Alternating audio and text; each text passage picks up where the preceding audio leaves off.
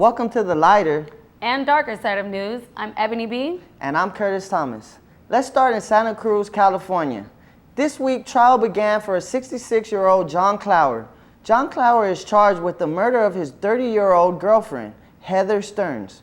Police were called to Clower's apartment after neighbors complained of a foul odor coming from it. When the police arrived and asked Clower what the smell was, he said it was old trash.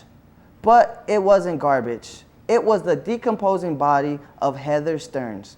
Apparently, John Clower strangled and beat Heather to death and then slept with her dead body for 2 weeks. The prosecution claims Clower choked her so hard that he broke her neck and punched her, causing bleeding in the brain. The defense believes they have the wrong man and the DNA under Heather's nails prove it. What a crazy story. Slept with her for 2 weeks? She must have been a hot chick. Well, he must have enjoyed her being quiet. That's probably why he did what he did in the first place. Oh, so you're saying girls talk too much? Ask John Clower. Well, let's go across the sea to Yorkshire. Well, Ebony is fitting in with the birds. Hi, Ebony. Hi, Curtis. I'm in Yorkshire where the huge eagle is on the loose. The Steller Sea Eagle, better known as Nikita, has an 8-foot wingspan and has gone AWOL in Dales. The Steller Sea Eagle went missing when it took to the air for an exercise session in a blustery condition. Its trainer, Chris O'Donnell, thinks it may have been blown off course. He said it was incredibly windy. She went a bit further than normal and became disoriented because of the lay of the land.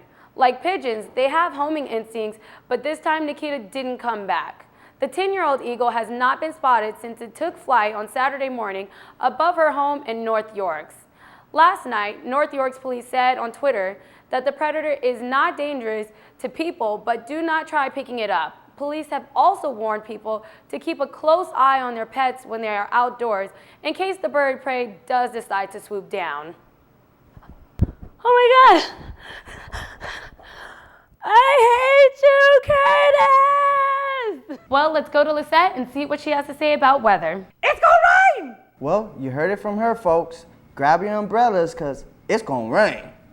Well, I haven't been wet in a very long time, so let's hope for those showers. Well, be careful what you hope for, because you might need a towel, girl. Well, our next piece, a 24-year-old named James Grant had just entered the water at Garden Bay in New Zealand when the jaws of a fearsome shark clasped his leg. The frightened doctor was fishing in the water when he began stabbing what he thought was a type of 7-gill shark with his diving knife. He said that he tried to fight the shark off and got a few stabs, but his knife wasn't long enough.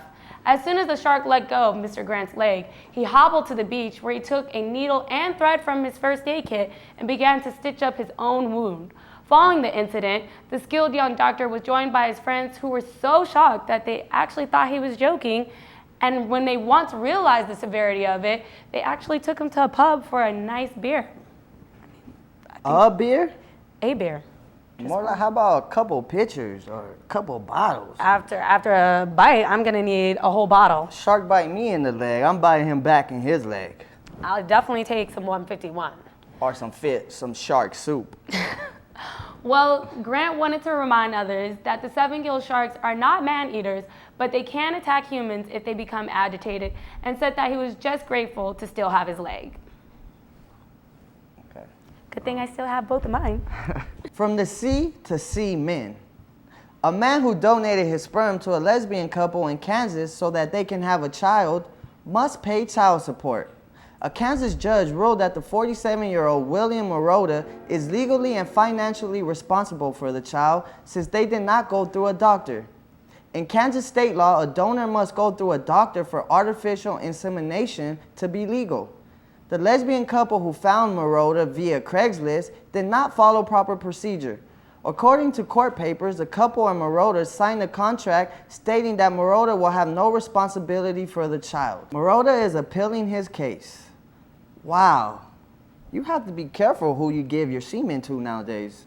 Yeah, you can get everything off of Craigslist nowadays. Even me, for $2 a pop.